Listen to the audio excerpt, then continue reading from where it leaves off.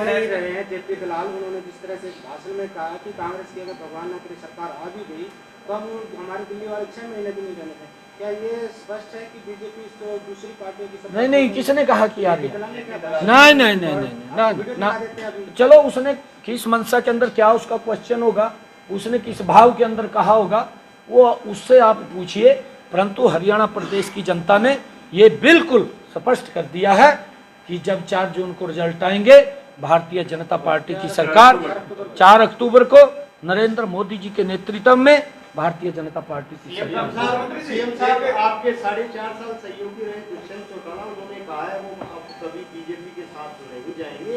और रही बात अगर नंबर्स आए तो इंडिया गठबंधन के बारे में सोच सकते। देखिए, क्योंकि हमारा सहयोगी दल कांग्रेस क्योंकि रहा है और हमने क्योंकि हमारी सीटें पिछली बार कम आई थी और उसके कारण से हमने हरियाणा प्रदेश के लोगों को एक स्पष्ट और मजबूत शासन हमने देना था। नहीं, वो तो कांग्रेस को मैंने कहा कि उसके साथ आजकल उनका तालमेल चल रहा है, मैंने इसलिए कहा क्योंकि उधर ना वो जाए। कांग्रेस तो जेजेपी को ख़त्म करना चाह रही है, मैंने इसका कारण से कांग्रेस का नाम लिया।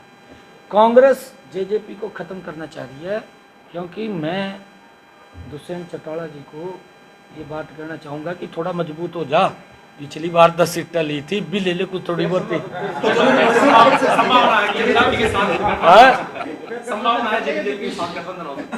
अरे नहीं, मैं कह रहा हूँ भारतीय जनता पार्टी की पूर्ण बहुमत की सरकार आ रही है, ये हरियाणा प्रदेश के लोगों ने लिख दिया।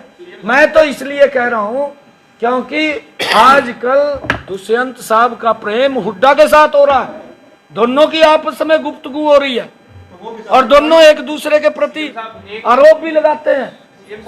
आपके सामने है, मैं ये गुफ्तगू को ऊपर कह रहा हूँ। एक-एक करके प्रेम उनके साथ है, पुरानी प्रेमिका तो आपकी। हाँ, मैंने इसी करके सलाह दी है ना, मैंने सलाह भी तो इसी करके दी है, मैं सलाह क्यों देता। सीएम साहब कांग्रेस कह रही है कि आप चुनाव की तारीख को आगे बढ़ाने के लिए पत्र लिख रहे हैं, अगर 2-4 दिन बढ़ भी गए तो आप क्या करेंगे? नहीं, विषय उसका वो नहीं है। देखिए, कांग्रेस में फिर वो कहेंगे कि भाई ये क्या है, इसी कारण तो कांग्रेस समाप्त हो रही है। उसकी सोच छोटी हो गई है, पार्टी सिकुड़ गई है। जब पार्टी सिकुड़ गई, सोच छोटी हो गई, लंबा नहीं सोचते। क्योंकि कांग्रेस ने देश के ऊपर 55 साल तक शासन किया, 55 साल के अंदर तो सरकार रिटायरमेंट कर देती है, देश के लोग उसको रिटायर कर रहे हैं। कांग्रेस पार्टी को सिकुड़ गई है, उनकी सोच छोटी है।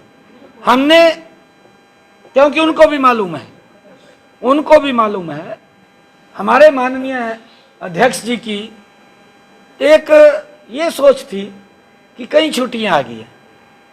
बताओ उनको क्या आपत्ति है? क्योंकि शनिवार की छुट्टी है, इतवार की छुट्टी है, 29-30 की छुट्टी है, 1 तारीख को वोटिंग है, छुट्टी है, 2 अक्टूबर को गांधी जयंती है, छुट्टी है।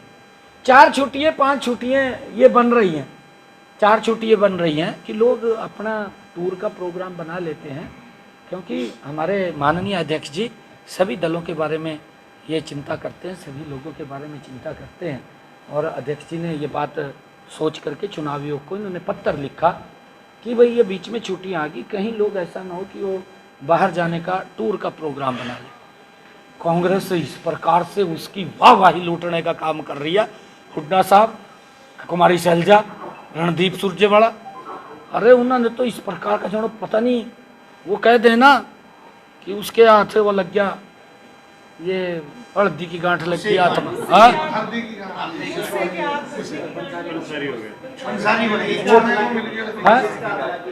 क्या ये इनके हाथ कोई गांठ लग गई, आप पता नहीं क्या। और उनके भी, हम तो ये सब के लोकतंत्र के फायदे के लिए बात, माननीय अध्यक्ष की चिंता थी, उन्होंने पत्र लिख दिया। कुछ और दलों ने भी लिखा है शायद, मुझे ध्यान नहीं है, INLD ने लिखा, फिर उन्होंने भी चिंता।